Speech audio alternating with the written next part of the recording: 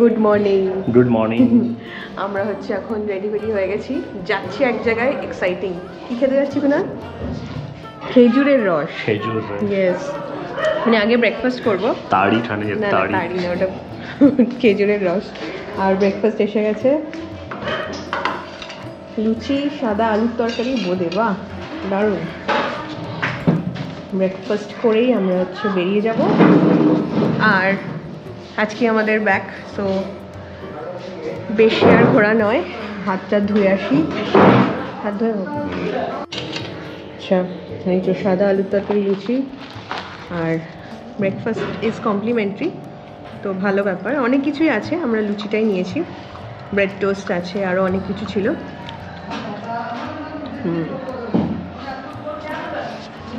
তাড়াতাড়ি খেয়ে আমরা এবার বেরোবো।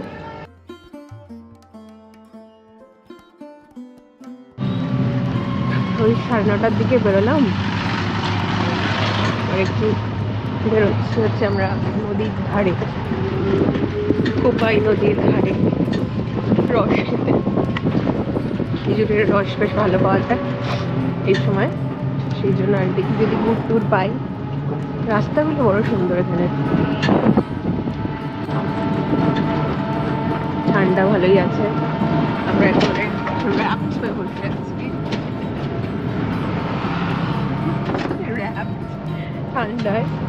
হে guys, welcome back to doctor Usha blogs. আর যেরকম বললাম, আমরা চলেছি খেজুরের রস খেতে।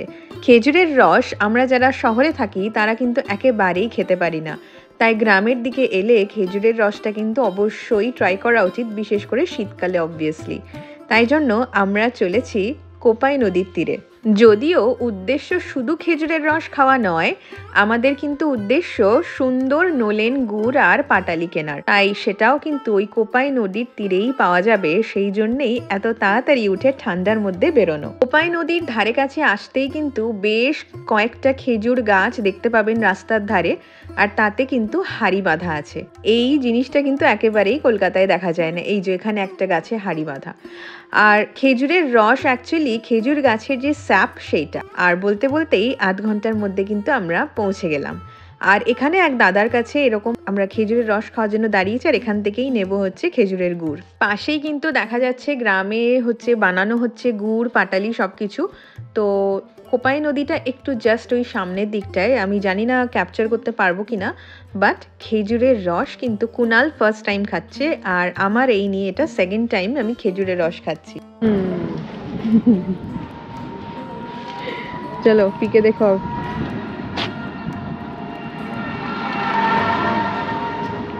স্মেল আয়া, স্মেল আয়া, দারুণ। এই ছোট ছোট গ্লাসগুলো খেজুরের রসের হচ্ছে 10 টাকা করে নিল, তো আমি তো 2 গ্লাস খেয়েই নিলাম, বিকজ আর জানি না কবে খেতে পারবো। এই যে এখানে এরকম হাঁড়িটা বাঁধা থাকে, এই যে সেখান থেকে হচ্ছে বেরোয়। এই অসাধারণ, মানে দারুণ জিনিসটা আমার দারুণ লাগে। আমি এটা সেকেন্ড টাইম খাচ্ছি, আর এই এখানে গুড় টুর বানাচ্ছে, মাস্ট গুড় টুর বানাচ্ছে এখানে। এই যে এইসব হাঁড়িগুলো থেকেই হচ্ছে ইয়ে করে, কালেক্ট করে এই হাঁড়িগুলোতে। আর এখানে এরকম বেঁধে রাখে, ব্যাপারটা হচ্ছে এখানে বেঁধে রাখে। এই যে ওখানে একটা নজল টাইপের করা আছে, এই যে ওখান থেকে রসটা কালেক্ট হতে থাকে ওর মধ্যে, আর ব্যাস, then we have this awesome drink. ওই পেছন দিকটা হচ্ছে কোপাই নদী, তো আমরা একটু জাস্ট জায়গাটা এক্সপ্লোর করছিলাম। তো আমি এই দাদার সাথে কথা বলে জানতে পারলাম যে দুবার হচ্ছে খেজুরের ওই হাঁড়িটা নামানো হয়, রসের হাঁড়িটা। একবার হচ্ছে ভোর 4টের সময়, আর একবার হচ্ছে সকাল ওই 10:30 11টার দিকে। তো সারা রাত যে হাঁড়িটা বাঁধা থাকে সেইটা হচ্ছে ভোর 4টেতে নামানো হয়, আর ওইটার রসটা সব থেকে মিষ্টি হয়, কারণ কি ওইটা হচ্ছে সারা রাত বাঁধা থাকে, আর ঠান্ডাটাও ভালোই থাকে রাত্রিবেলা। আর যেটা পরের দিন, যেটা ওই 11টার দিকে নামানো হয়, ওইটা মোটামুটি মিষ্টি থাকে। আর যত বেশি ঠান্ডা পড়বে তত মিষ্টি হয় হচ্ছে এই খেজুরের রস। কারণ এমনি হচ্ছে নর্মালি গরমে অবভিয়াসলি পাওয়া যায় না, গরমে এটা মানে রস হিসেবে পাওয়া যায় না, তখন এটা একটা ফার্মেন্টেড ড্রিঙ্ক হয়ে যায় বা অ্যালকোহলে পরিণত হয়। তো যাই হোক, এই কোপাই নদীর তীরে কিন্তু এরকম ছোট ছোট দোকান বেশ আছে, যেখানে শাড়ি, স্টোল, বিছানার চাদর অনেক কিছু কিন্তু বিক্রি করছিল। যাদের শপিং হয়নি তারা কিন্তু এখান থেকেও টুকটাক শপিং করতেই পারে, কারণ বিছানার চাদরগুলো কিন্তু এখানে বেশ কম দাম আর ভালো কোয়ালিটির আমি দেখলাম। আমি নিয়েওছি একটা, সেটা আমি দেখাচ্ছি পরে। আর এই রাস্তাটা ধরে এগিয়ে গেলেই হচ্ছে সামনে পড়বে কোপাই নদী, যেটা একেবারে নদীর মানে অবস্থায় নেই, জল একেবারে শুকিয়ে গেছে। আমি যেটা আগের ভিডিওতেও বললাম যে কোপাই নদীর হাল খুবই খারাপ, নোংরা টোংরাগুলো ফেলবেন না নদীর মধ্যে। যাই হোক, আর এইবার আমি চলে এলাম এইখানে, এই চাদর বিক্রি করছিল এই দাদা, আর চাদর নেওয়ার জন্য আমার এই চাদরটা একটা প্রিন্ট, এটা অ্যাকচুয়ালি কাঁথা স্টিচ নয়, দেখে মনে হচ্ছে কাঁথার স্টিচ, বাট এটা কিন্তু প্রিন্ট। 500 টাকা, মানে আমি বার্গেন করেছিলাম, একটু হয়তো বেশি বলেছিল, তো 500 টাকাতে এই চাদরটা বেশ বড়, as a bed cover use করা যাবে, তো আমি সেই ভেবেই এটা নিয়েছি। আর এই পার্টিকুলার চাদরটাই আমি হচ্ছে কিনেছি, আর এর সাথে দুটো পিলো কভার ছিল, তো এইটা 500 টাকায় দিল। I think it was a good deal, কারণ আমি মোটামুটি চাদর টাদর কিনি and I like buying bedsheets, তো এই 500 টাকায় এই কোয়ালিটি আর প্রিন্ট হলেও জিনিসটা দেখতে বেশ অন্যরকম, আর এই প্রিন্টগুলো খুব একটা পাওয়াও যায় না।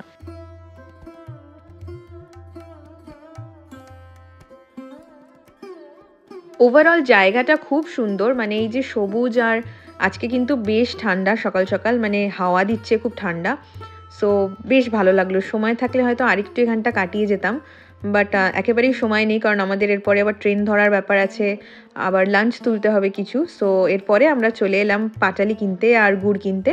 তো গুড় এখানে ঝোলা গুড় নিল হচ্ছে 180 টাকা কেজি করে, আর এই যে পাটালিগুলো, এই পাটালিগুলো নিল হচ্ছে 200 টাকা কেজি করে, তো বেশ ঠিকঠাকই দাম, মানে আমি কলকাতায় তো জানি এর ডাবল দাম নেয়।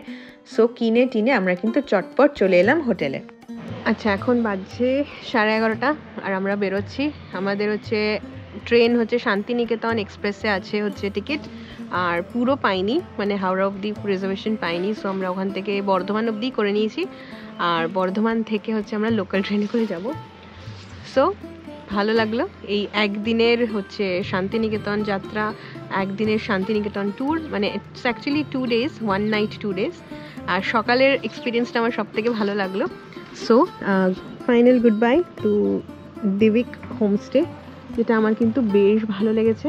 এই যে আমাদের রুম, একদম সামনেই প্রয়াস আমাদের রুমের নাম, আর প্রয়াসের সামনেই হচ্ছে এই সুন্দর জায়গাটা, যেখানে বসে আমরা অনেকটা সময় কালকেও কাটিয়েছি, আর এখনও বসেছিলাম রোদে, দারুণ লাগছে। সো এই যে কুনাল বসে আছে, চলো বেরোনো যাক, আমাদের ব্যাগস প্যাক। এই যে বিশাল বিশাল দুখানা রাকস্যাক, যেটা এনেছিলাম খালি, আর ভরে নিয়ে যাচ্ছি গুড় পাটালি দিয়ে।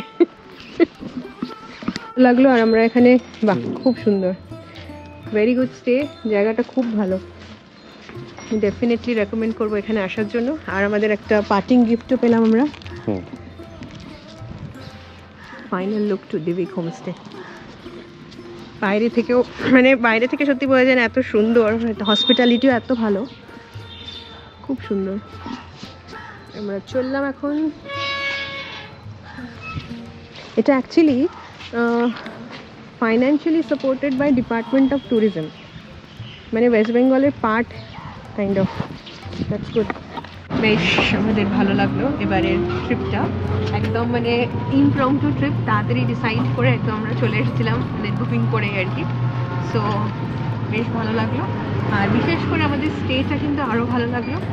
আর আমি বলবো যে এখানে বেশ, এটাতে থাকতেই পারেন আপনারা, কারণ এটা বোলপুর স্টেশন থেকে মোটামুটি বিশাল দূরে নয়, আর এর কাছেই হচ্ছে ওই সৃজনী শিল্পগ্রাম, যেটা ওটা একদম কাছেই। আমরা যাইনি ওটাতে এবার, কারণ আমাদের টাইম আর হলো না যাওয়ার, বাট একেবারেই কাছে। সো আর লোকেশনটা বেশ ভালো হোমস্টেটার, সোনাঝুরি থেকে একটু দূরে, সেটা অবভিয়াসলি হবে, সব কিছু কাছে হলে তো সেটা সম্ভব নয়, বাট বেশ ভালো লাগলো।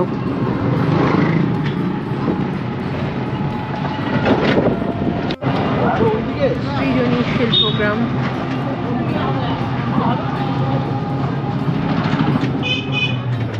আমরা পৌঁছালাম এখন বোলপুর স্টেশন, আর এই দাদার হচ্ছে টোটোতে আমরা ঘুরেছি, আর দাদার নাম্বার আমি স্ক্রিনে দিয়ে দেবো। দাদার নামটা কি? বিপুল সাহা। বিপুল সাহা। ঠিক আছে, আপনারা যদি কেউ আসতে চান শান্তিনিকেতনে, আর এই দাদার টোটো কিন্তু available and he is very good, খুব সুন্দর করে আমাদেরকে ঘুরিয়েছেন, আর আমি নাম্বারটা দিয়ে দেবো ডেসক্রিপশন বক্সেও। থ্যাংক ইউ দাদা, আসছি তাহলে। এই যে স্টেশনে তখন এর আগের বার তো এসে আমরা ওই দিক দিয়ে বেরিয়ে গেছিলাম। আচ্ছা, এখানে গীতাঞ্জলি রেল মিউজিয়াম আছে। আপনাদের যাদের সাহায্য হয় অল্প হলেও আমার ভিডিও থেকে, প্লিজ আমার চ্যানেলটাকে সাবস্ক্রাইব করবেন অ্যান্ড প্লিজ শেয়ার করে দেবেন আপনাদের বন্ধুদের সাথে। 12:10 আর আমরা হচ্ছে এখনও অ্যানাউন্স করেনি শান্তিনিকেতন এক্সপ্রেসটা, আর যেখানে আসবে ওখান থেকেই ছাড়বে। তো আমরা এখন একটু ওয়েট করি কখন বলে, তারপরে নামবো। শান্তিনিকেতন এক্সপ্রেস এসে দাঁড়িয়ে পড়লো, আর এখন ওই 12:20 মতন বাজছে। তো বেশ খানিকটা আগেই কিন্তু ট্রেনটা চলে আসে, আর আমরা হচ্ছে ওদিকে আমাদের রিজার্ভেশন আছে C2-তে, আর একটু ওয়েট করছি কারণ এখন সবাই হচ্ছে আগে ট্রেন থেকে নামবে তারপরে বসা। বেশ ভালো, এটা কনভিনিয়েন্ট, হাওড়া অবধি একদম ট্রেনটা, তো আসার জন্যও ভালো, যাওয়ার জন্যও বেশ ভালো টাইম নেবে। আমাদের বছরের প্রথম যাত্রা শান্তিনিকেতনের এখানেই শেষ হলো। Thank you so much for watching the video. Like this video, please share the video with your friends and please subscribe to doctor Usha blogs. Thank you so much. একটা কমেন্টও করে যাবেন, তাহলে আমি অনেক অনেক মোটিভেশন পাই।